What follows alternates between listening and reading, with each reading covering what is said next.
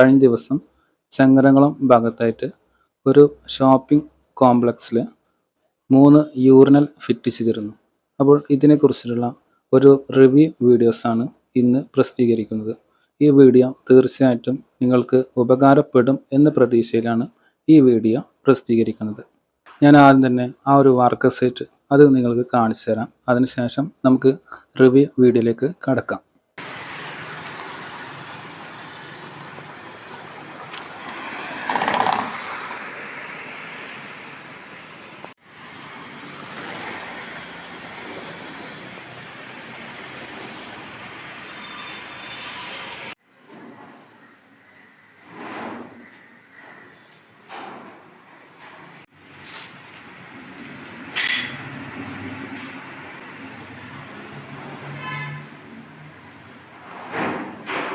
ഞാനിപ്പോൾ ആ ഒരു വർക്ക് സെറ്റ് അത് നിങ്ങൾക്ക് വ്യക്തമായി കാണിച്ചു തന്നു. അതിനുശേഷം ആ ഒരു വർക്ക് സെറ്റിൽ 3 യൂറിനൽ അത് ചുമരിൽ ഫിറ്റ് ചെയ്ത രംഗവും നിങ്ങൾക്ക് വ്യക്തമായി കാണിച്ചു തന്നു. അപ്പോൾ ഇവിടെ ഈ വീഡിയോ കണ്ടു കഴിഞ്ഞാൽ നിങ്ങൾക്ക് ചില സംശയങ്ങൾ ഇവിടെ വരുന്നുണ്ട്. ഒന്നാമത്തെ സംശയം, ഇവിടെ ഈ യൂറിനൽ ഫിറ്റ് ചെയ്യുമ്പോൾ അത് ടൈൽസ് ഒട്ടിച്ചതിന് ശേഷമല്ലേ അത് ഫിറ്റ് ചെയ്യേണ്ടത്, അപ്പോൾ അതിന് മുൻപാണോ അത് ഫിറ്റ് ചെയ്യേണ്ടത് എന്നൊരു സംശയം അവിടെ വരാം. അതുപോലെ തന്നെ യൂറിനൽ ഫിറ്റ് ചെയ്യുമ്പോൾ അതിൻ്റെ അളവും കാര്യങ്ങളും എങ്ങനെയാണ് നോക്കുന്നത് എന്നതിനെക്കുറിച്ചുള്ള സംശയങ്ങളും വരാം. അപ്പോൾ തീർച്ചയായിട്ടും നമുക്ക് വിശദമായ വീഡിയോയിലേക്ക് കടക്കാം. Hi friends, dear sisters and brothers, welcome back to Gama rice.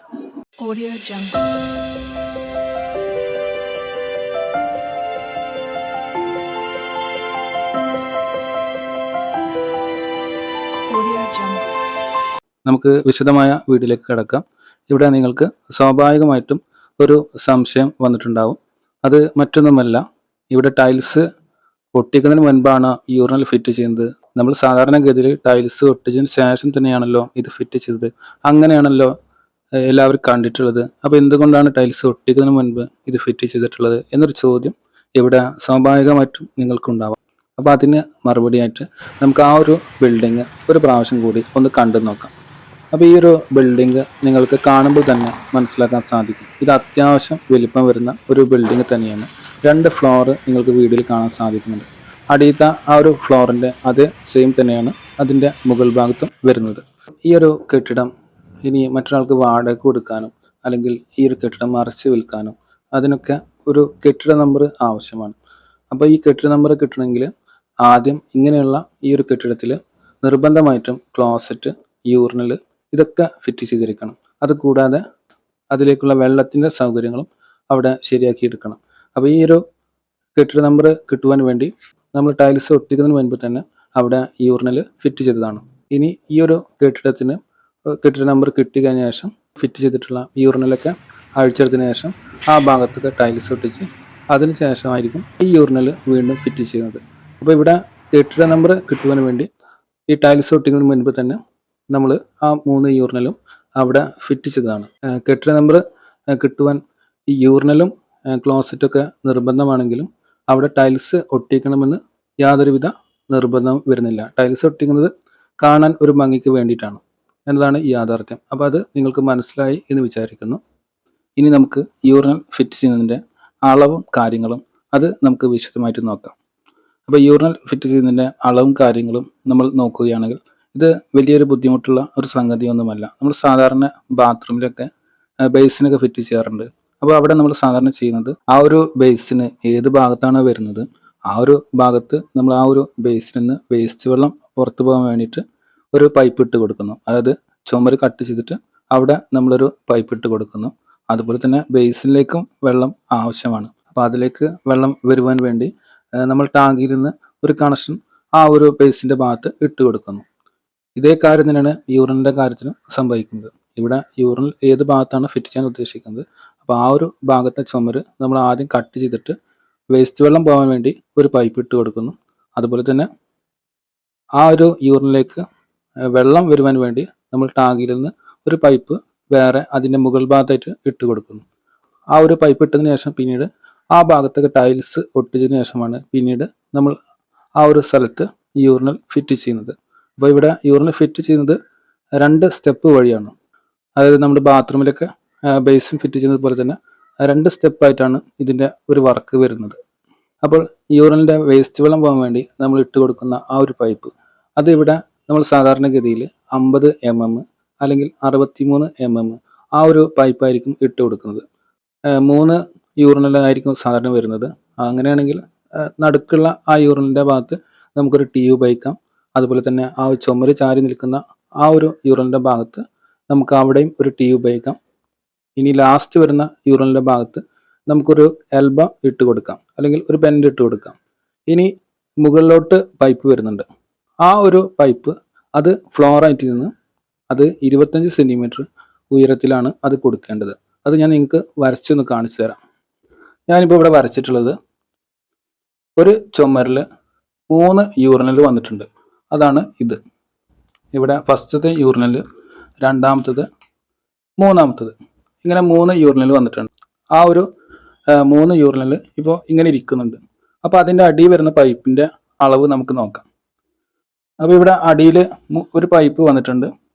ആ ഒരു പൈപ്പിന് ഇവിടെ നമ്മൾ ടീ ഉപയോഗിച്ചിട്ട് ഫസ്റ്റത്തെ യൂറിനിലേക്ക് കണക്ട് ചെയ്തിട്ടുണ്ട്. രണ്ടാമത്തെ യൂറിനിലേക്ക് വീണ്ടും ഒരു ടീ ഉപയോഗിച്ചിട്ട് കണക്ട് ചെയ്തിട്ടുണ്ട്. മൂന്നാമത്തെ യൂറിനിലേക്ക് നമ്മളിവിടെ ഒരു ഷോർട്ട് ബെൻഡ് അല്ലെങ്കിൽ ഒരു ബെൻഡ് ഇട്ടിട്ട് കണക്ട് ചെയ്തിട്ടുണ്ട്. ഇനി ഈ 3 ഭാഗത്തും മുകളിലോട്ട് ഒരു കഷ്ണം പൈപ്പ് വരുന്നുണ്ട്. ആ ഒരു പൈപ്പിൻ്റെ ഹൈറ്റ് അതൊരു 25 സെൻറ്റിമീറ്റർ ഹൈറ്റ്, ആ ഒരു ഹൈറ്റ് നിർബന്ധമായിട്ടും കൊടുക്കണം. അപ്പോൾ ആദ്യത്തെ പൈപ്പിൻ്റെ ഹൈറ്റ് അത് ഫ്ലോറിൽ നിന്ന് നോക്കുകയാണെങ്കിൽ അതിൻ്റെ മുകൾ ഭാഗത്തേക്ക് 25 സെൻറ്റിമീറ്റർ ഹൈറ്റാണ് കിട്ടേണ്ടത്. രണ്ടാമത്തെ പൈപ്പിൻ്റെ ഹൈറ്റ് അത് ഫ്ലോറിൽ നിന്ന് നോക്കുകയാണെങ്കിൽ മുകളിലോട്ട് 25 സെൻറ്റിമീറ്റർ, മൂന്നാമത്തതും ഫ്ലോറിൽ നിന്ന് നോക്കുകയാണെങ്കിൽ മുകളിലോട്ട് 25 സെൻറ്റിമീറ്റർ ഹൈറ്റ് കൊടുക്കുക. അപ്പോൾ വീഡിയോ ഇതുവരെ കണ്ടിട്ട് മനസ്സിലാകാത്ത ആളുകൾക്ക് ഒന്നുകൂടി മനസ്സിലാകുന്ന വിധത്തിൽ പറഞ്ഞു തരാം. നമ്മളിവിടെ 3 യൂറിനൽ ഫിറ്റ് ചെയ്യുന്നു. ആ 3 യൂറിനലിൻ്റെയും വേസ്റ്റ് വെള്ളം പോകാൻ വേണ്ടി നമ്മൾ ഈ ഒരു ചുമരിൽ ഒരു 50 mm ഒരു PVC പൈപ്പ് ഇട്ട് കൊടുത്തിട്ടുണ്ട്. അതിൻ്റെ ഈ ഒരു ഭാഗത്ത് ഒരു ടീ കൊടുത്തിട്ടുണ്ട്, ഈ ഭാഗത്തും ഒരു ടീ കൊടുത്തിട്ടുണ്ട്, ഈ ഒരു ഭാഗത്ത് ഒരു ഷോർട്ട് ബെൻഡ് അല്ലെങ്കിൽ ഒരു ബെൻഡ് കൊടുത്തിട്ടുണ്ട്. ഇനി നമ്മൾ ഈ ഒരു ഭാഗത്തുനിന്ന്, അതായത് ഈ ടീ ഒട്ടിച്ച ആ ഭാഗത്തുനിന്ന് ടീയുടെ മുകൾ ഭാഗത്തേക്ക് നമ്മളൊരു കഷ്ണം 50 mm PVC പൈപ്പ് ഇട്ട് കൊടുക്കുന്നു. അപ്പോൾ ഇട്ട് കൊടുക്കുന്ന ആ ഒരു PVC പൈപ്പിൻ്റെ ഹൈറ്റ് അത് ഫ്ലോറിൽ നിന്ന് മുകളിലോട്ട് 25 സെൻറ്റിമീറ്റർ ആണ് വരേണ്ടത്. അല്ലാതെ നിങ്ങളൊരു 25 സെൻറ്റിമീറ്റർ നീളത്തിൽ ഒരു 50 mm PVC പൈപ്പ് കട്ട് ചെയ്തിട്ട് അത് ഈ ഒരു ടീയിൽ ഒട്ടിക്കുന്ന കാര്യമല്ല ഇവിടെ സൂചിപ്പിക്കുന്നത്. മറിച്ച് നമ്മളിവിടെ ഒരു ടീ കൊടുത്തിട്ടുണ്ട്. ആ ഒരു ടീയിൽ നിന്ന് ഒരു കഷ്ണം പൈപ്പ് ഒട്ടിച്ച് കൊടുക്കുന്നുണ്ട്. ആ ഒരു പൈപ്പിൻ്റെ മുകൾ ഭാഗത്തു നിന്ന് ഫ്ലോറിലേക്ക് 25 സെൻറ്റിമീറ്റർ നീളമാണ് അവിടെ നമുക്ക് കിട്ടേണ്ടത്. അപ്പോൾ ഇത്രയും കാര്യങ്ങൾ നിങ്ങൾക്ക് വ്യക്തമായി മനസ്സിലായി എന്ന് വിചാരിക്കുന്നു. ഇനി നമ്മൾ ചെയ്യേണ്ടത്, നമ്മളിപ്പോൾ ഈ ഒരു ടീക്ക് ശേഷം ഒരു കഷ്ണം പൈപ്പ് ഇട്ട് കൊടുത്തിട്ടുണ്ട്. ഇനി ആ ഒരു പൈപ്പിൻ്റെ മുകൾ ഭാഗത്ത് നമ്മളൊരു 45 എൽബോ ഒട്ടിച്ച് കൊടുക്കുക. നമ്മൾ ഈ ഒരു ടീക്ക് ശേഷം ഒരു കഷ്ണം പൈപ്പ് ഇട്ട് കൊടുത്തിട്ടുണ്ട്. ആ ഒരു പൈപ്പിൻ്റെ മുകൾ ഭാഗത്തും നമ്മളൊരു 45 എൽബോ ഒട്ടിച്ച് കൊടുക്കുക. ഇനി ഈ ഷോർട്ട് ബെൻഡ് അല്ലെങ്കിൽ ബെൻഡ് അതിന് ശേഷവും നമ്മളൊരു കഷ്ണം പൈപ്പ് ഇട്ട് കൊടുത്തിട്ടുണ്ട്. അതിൻ്റെ മുകൾ ഭാഗത്തും ഇതുപോലെ തന്നെ ഒരു 45 എൽബോ ഒട്ടിച്ച് കൊടുക്കുക. ഇവിടെ ഒട്ടിച്ച് കൊടുക്കുന്ന 45 എൽബോക്ക് പകരം ബെൻഡ്, ഷോർട്ട് ബെൻഡ് അവ നിങ്ങൾ ഉപയോഗിക്കുകയാണെങ്കിൽ അവ നിങ്ങൾക്ക് പിന്നീട് ഈ ഒരു യൂറിനൽ ഫിറ്റ് ചെയ്യുന്ന സമയത്ത് വലിയൊരു ബുദ്ധിമുട്ടായിട്ട് മാറും. അപ്പോൾ ഇവിടെ 45 എൽബോ ആയിരിക്കും ഏറ്റവും നല്ലത്. അപ്പോൾ ഇവിടെ ഈ 3 ഭാഗത്തും നമുക്ക് ഓരോ 45 എൽബോ ഒട്ടിച്ച് കൊടുക്കാം. ഇനി ഈ 45 എൽബോ ഒട്ടിച്ച് കൊടുത്തതിന് ശേഷം നമ്മൾ ഈ 45 എൽബോയിൽ നിന്ന് നമ്മൾ പുറത്തേക്ക് ഒരു കഷ്ണം 50 mm PVC പൈപ്പ് ഇട്ട് കൊടുക്കേണ്ടതാണ്. അപ്പോൾ ഇവിടെ ടൈൽസ് ഒട്ടിച്ചതിന് ശേഷം ആ പുറത്തേക്ക് വന്നിട്ടുള്ള ആ ഒരു പൈപ്പായിരിക്കും നമുക്ക് കാണാൻ സാധിക്കുക. അപ്പോൾ ഇവിടെ ഈ ഒരു കഷ്ണം പൈപ്പ് പുറത്തേക്ക് ഇട്ട് കൊടുക്കുന്നുണ്ട്. ആ ഒരു പൈപ്പും നമ്മളിവിടെ ഒട്ടിച്ച് കൊടുത്തിട്ടുള്ള 45 എൽബോയും തമ്മിൽ ഒട്ടിച്ച് കൊടുക്കരുത്. അത് നമുക്ക് പിന്നീട് ഇത് ഫിറ്റ് ചെയ്യുന്ന സമയത്ത് ഒട്ടിച്ച് കൊടുക്കാവുന്നതാണ്. ഇനി നമ്മളിവിടെ ശ്രദ്ധിക്കേണ്ടത്, ഈ 3 യൂറിനലിൻ്റെയും മുകൾ ഭാഗത്ത് കൂടെ ഒരു ട്രാക്ക് പോകുന്നുണ്ട്. ആ ഒരു ട്രാക്കിൻ്റെ ഹൈറ്റ് അത് ഫ്ലോറൈഡിൽ നിന്ന് ഒരു 132 സെൻറ്റിമീറ്റർ ഹൈറ്റാണ് നമ്മളവിടെ കൊടുക്കേണ്ടത്. അതിവിടെ 132 എന്നതിന് പകരം ഒരു 130 എടുക്കാം, അല്ലെങ്കിൽ ഒരു 128 സെൻറ്റിമീറ്റർ ഹൈറ്റ് നമുക്ക് എടുക്കാം. ഇവിടെ കൊടുക്കുന്ന ഹൈറ്റ് അത് ഫ്ലോറൈഡിൽ നിന്ന് ഒരു 125 സെൻറ്റിമീറ്റർ കുറയരുത്. അങ്ങനെ കുറയുമ്പോൾ ഒരു പക്ഷേ നിങ്ങൾ ഈ ട്രാക്ക് കട്ട് ചെയ്ത് അതിലൂടെ പൈപ്പൊക്കെ ഇട്ട് കൊടുത്തിട്ടുണ്ടായിരിക്കും. പക്ഷെ ക്ലയൻറ്റ് യൂറിനൽ വാങ്ങിക്കൊണ്ട് വന്നിട്ടുണ്ടാവും. അത് ഫിറ്റ് ചെയ്യാൻ സാധിക്കാത്ത ഒരു അവസ്ഥയായിട്ട് മാറും. കാരണം പല യൂറിനലും പല ടൈപ്പായിട്ട് വരുന്നുണ്ട്. അപ്പോൾ ഇവിടെ ഫ്ലോറായിട്ട് നിന്ന് 132 സെൻറ്റിമീറ്റർ ഹൈറ്റിൽ അതിൻ്റെ ട്രാക്ക് കൊണ്ടുപോവുകയാണെങ്കിൽ നമുക്ക് ഏത് മോഡൽ കൊണ്ടുവന്നാലും ഈ യൂറിനൽ അവിടെ നമുക്ക് ഫിറ്റ് ചെയ്യാൻ സാധിക്കും. ഇനി നമ്മൾ യൂറിനൽ ഫിറ്റ് ചെയ്യുമ്പോൾ അതിൻ്റെ അടിയത്തെ ഹൈറ്റ് അത് ഫ്ലോറിൽ നിന്ന് ഒരു 57 സെൻറ്റിമീറ്റർ, 58 സെൻറ്റിമീറ്റർ, അല്ലെങ്കിൽ 55 സെൻറ്റിമീറ്റർ, അല്ലെങ്കിൽ 60 സെൻറ്റിമീറ്റർ ആ ഒരു ഹൈറ്റിലൊക്കെ അത് നമുക്ക് കൊടുക്കാൻ സാധിക്കുന്നതാണ്. അപ്പോൾ ഇവിടെ ഏറ്റവും നല്ല ഹൈറ്റ് എന്നത് ഒരു 55 സെൻറ്റിമീറ്റർ, അതായത് ഫ്ലോറായിട്ട് നിന്ന് ആ ഒരു ഫിറ്റ് ചെയ്യുന്ന യൂറിനിലെ അടിഭാഗത്തേക്ക് ഒരു 55 സെൻറ്റിമീറ്റർ അല്ലെങ്കിൽ 60 സെൻറ്റിമീറ്റർ ആ ഒരു ഹൈറ്റ് കൊടുക്കാവുന്നതാണ്. ഇതിവിടെ നമുക്കൊരു ഫിക്സ്ഡ് ഹൈറ്റ് പറയാൻ സാധിക്കില്ല. കാരണം പല യൂറിനിലും പല ടൈപ്പാണ് വരുന്നത്. അപ്പോൾ നമുക്കിവിടെ ഏകദേശം നോക്കുകയാണെങ്കിൽ ഫ്ലോറായിട്ട് നിന്ന് ഒരു 55-60 സെൻറ്റിമീറ്റർ ഹൈറ്റ് നമുക്കത് കൊടുക്കാൻ സാധിക്കുന്നതാണ്. ആ ഒരു ഹൈറ്റിൽ കൊടുക്കുകയാണെങ്കിൽ നമ്മളിവിടെ 132 അല്ലെങ്കിൽ 130 സെൻറ്റിമീറ്റർ ഹൈറ്റിൽ ഈ വെള്ളത്തിൻ്റെ ട്രാക്ക് കൊണ്ടുപോയിട്ടുണ്ട്. അപ്പോൾ ആ ഒരു ട്രാക്കിൽ നിന്ന് നമ്മൾ ഫിറ്റ് ചെയ്യുന്ന യൂറിനിലേക്ക് ഒരടി നീളം വരുന്ന ഒരു കണക്ഷൻ ട്യൂബ് ഉപയോഗിച്ചിട്ട് നമുക്കത് കണക്ട് ചെയ്യാൻ സാധിക്കും. അപ്പോൾ ഇനി നമുക്ക് റിവ്യൂ വീഡിയോയിലേക്ക് കിടക്കാം. റിവ്യൂ വീഡിയോ എന്നതുകൊണ്ട് ഉദ്ദേശിക്കുന്നത് നമ്മൾ ആ ഒരു വർക്ക് സൈറ്റിൽ എത്തിയിട്ട് അവിടെ ആ ഒരു യൂറിനൽ ഫിറ്റ് ചെയ്യുന്നുണ്ട്. അപ്പോൾ അവിടെ 3 യൂറിനലാണ് മൊത്തത്തിൽ വരുന്നത്. അതിൽ 2 യൂറിനൽ ഓൾറെഡി ഫിറ്റ് ചെയ്തിട്ടുണ്ട്. അവസാനം ഫിറ്റ് ചെയ്ത യൂറിനലാണ് നമ്മൾ വീഡിയോയിൽ പകർത്തിയിട്ടുള്ളത്. അത് നിങ്ങൾക്ക് അതുപോലെ കാണിച്ചു തരാം. അപ്പോൾ ഇവിടെ ഒരു മിസ്റ്റേക്ക് കൂടി സംഭവിച്ചിട്ടുണ്ട്. ഇവിടെ നമ്മുടെ കൂട്ടത്തിലുള്ള ഒരു സഹോദരൻ ഇവിടെ 45 എൽബോ ഒട്ടിക്കേണ്ടതിന് പകരം അവിടെ ബെൻഡ് ഒട്ടിച്ചിട്ടുണ്ടായിരുന്നു. അപ്പോൾ ആ ഒരു ബെൻഡ് കട്ട് ചെയ്ത് ഒഴിവാക്കിയിട്ട് ഞാനും എൻ്റെ അഫ്സലും കൂടിയിട്ട് ആ ഒരു 45 എൽബോ ഒട്ടിച്ചിട്ട് ആ ഒരു യൂറിനൽ അവിടെ ഫിറ്റ് ചെയ്യുന്ന രംഗങ്ങളാണ് ഇനി വീഡിയോയിൽ നിങ്ങൾ കാണാൻ പോകുന്നത്. അപ്പോൾ ഈ ഒരു വീഡിയോക്ക് ബാക്ക്ഗ്രൗണ്ട് മ്യൂസിക്കായിട്ട് യൂട്യൂബിൻ്റെ ഫ്രീ ആയിട്ട് കിട്ടുന്ന ബാക്ക്ഗ്രൗണ്ട് മ്യൂസിക്കാണ് ഇതിൽ ഉപയോഗിക്കുന്നത്. അപ്പോൾ അത് നിങ്ങൾ മനസ്സിലാക്കും എന്ന് വിചാരിക്കുന്നു. അതുപോലെ തന്നെ ഞാനിവിടെ കാണിച്ചിട്ടുള്ള ആ ഒരു അളവിൽ തന്നെയാണ് നമ്മൾ ആ ഒരു വർക്ക് സൈറ്റിൽ ആ യൂറിനൽ ഫിറ്റ് ചെയ്യുന്നത്. അപ്പോൾ ഇനി നമുക്ക് ആ വീഡിയോയിലേക്ക് കിടക്കാം.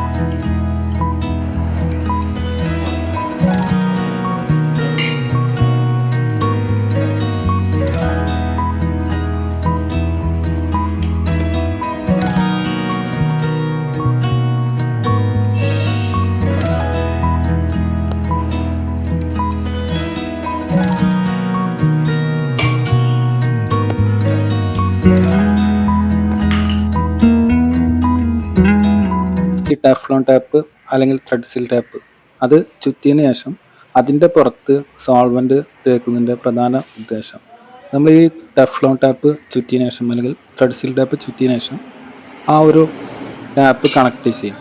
അപ്പോൾ ആ കണക്ട് ചെയ്ത ഭാഗത്തു നിന്ന് ചെറുതായിട്ട് വെള്ളം ഇറ്റുന്നത് കാണാൻ സാധിക്കും.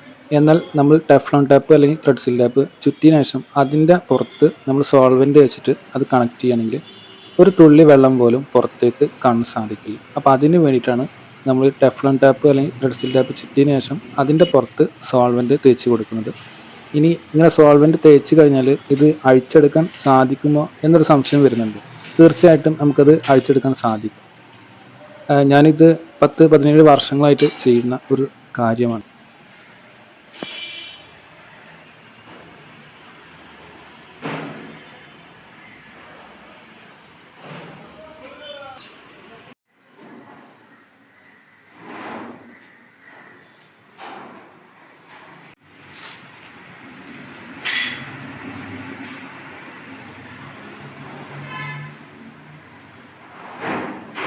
അപ്പോൾ ഈ വീഡിയോ അവസാനം വരെ കണ്ട ആളുകൾക്ക് 2 സംശയം ഇവിടെ ബാക്കി വന്നിട്ടുണ്ടാവും. അപ്പോൾ ആ സംശയങ്ങൾ ഞാൻ തന്നെ ഇവിടെ സൂചിപ്പിക്കാം. അതിലെ ഒന്നാമത്തെ സംശയം അത് ഇവിടെ ആ ഒരു ആംഗിൾ കോക്ക് അതിൽ ഫിറ്റ് ചെയ്യുന്നതിന് മുൻപ് ആ ടാങ്കിൽ നിന്ന് വെള്ളം ആ ഒരു പൈപ്പ് വഴി പുറത്തേക്ക് കളയണ്ടേ, അങ്ങനെ ആ ഒരു പൈപ്പിൻ്റെ ഉള്ളിലെ വേസ്റ്റൊക്കെ പുറത്തേക്ക് കളഞ്ഞിട്ടല്ലേ നമ്മൾ ആംഗിൾ കോക്ക് ഫിറ്റ് ചെയ്യേണ്ടത് എന്നൊരു സംശയം ഇവിടെ വരാം. അതുപോലെ തന്നെ ആ ഒരു കണക്ഷൻ ട്യൂബ് നമ്മൾ നേരെ യൂറിനിലേക്ക് ഇറക്കി കൊടുക്കുന്നതിന് പകരം അത് ആവശ്യത്തിന് കട്ട് ചെയ്തിട്ട് അവിടെ വെയിറ്റ് സിമെൻ്റൊക്കെ ഇട്ട് കൊടുക്കേണ്ടത് എന്നൊരു സംശയം കൂടി ഇവിടെ വരാം. അപ്പോൾ ഇവിടെ ആ 2 സംശയങ്ങൾക്കും ഒറ്റ വാക്കിൽ തന്നെ മറുപടി പറയാം. നമ്മളിപ്പോൾ ഫിറ്റ് ചെയ്തിട്ടുള്ള ഈ യൂറിനൽ ഇത് താൽക്കാലികമായിട്ട് ഫിറ്റ് ചെയ്തതാണ്. ഇവിടെ ആ ഒരു ബിൽഡിങ്ങിന് നമ്പർ കിട്ടി കഴിഞ്ഞാൽ ഇത് നമ്മൾ അഴിച്ചെടുക്കും. അഴിച്ചെടുത്തതിന് ശേഷം ആ ഭാഗത്തൊക്കെ ടൈൽസ് ഒട്ടിക്കും. എന്നിട്ട് ആ ഭാഗത്ത് പുതിയ യൂറിനലായിരിക്കും ഫിറ്റ് ചെയ്യുന്നത്. അപ്പോൾ ഇതിപ്പോൾ താൽക്കാലികമായിട്ട് ഫിറ്റ് ചെയ്ത ഒന്നാണ്.